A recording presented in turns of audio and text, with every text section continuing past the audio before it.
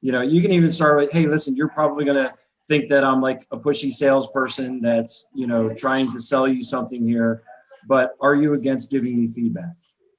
Right. Okay. And that's called tactical empathy. That's like adding empathy into it, kind of calling out what they may be thinking, right? Even if it's wrong, that's called a label.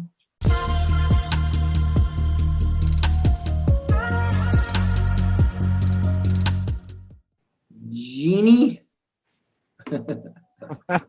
You mean Janine? Yeah, thank you. So I guess my issue is like, I prospected on Facebook and everything. So, they messaged me and I sent them the screencast, I told them up front that I wanted feedback, that's all I wanted. And, they were like, awesome. Yeah, no problem. And then, I sent them the screencast and then I've been following up. And I see that they see my message and that they've watched the video, but they haven't gotten back to me with the feedback to kind of do that deep dive. What would be your best advice on that? Yeah. Are you against giving me feedback? Okay. Are you against giving me feedback? Okay. That's what I would send back. Okay, cool. Thank you. All right. Because it's hard for people to be against anything, right? You can even start with, hey, listen, you're probably going to think that I'm like a pushy salesperson that's, trying to sell you something here, but are you against giving me feedback? Right. Okay. And that's called tactical empathy. That's like adding empathy into it, kind of calling out what they may be thinking, right? Even if it's wrong, that's called a label, and either labeling the positive or the negative emotions, around it that they may be feeling. And then, asking them a no orientated question, a question that gets a no instead of a yes, right? Like, can you give me some feedback? Like you're expecting a yes, Right. But instead you use, are you against giving me feedback? Oh, no, I'm not against that, right? Because it's hard to be people to be against them. So just a little tweak in your language and adding some tactical empathy on there and calling out like the elephant in the room that they think that you're going to sell them something could be a way of, eliciting a response. Okay, cool. Thank you. I'll try that. Super. Hope that was helpful. Yeah, very much. Thank you. Perfect. All right. Well, we got a lot of people on this call.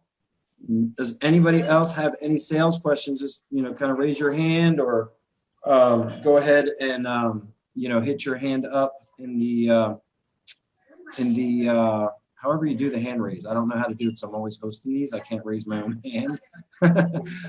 So however that works for you guys, please do it. I'm not sure why, but we're not streaming in the Facebook group, although it does tell me that we are live streaming on Facebook in my corner. So anybody else have any questions on sales? This is a sales Q&A. Nothing? Nothing. Kristen's got another one.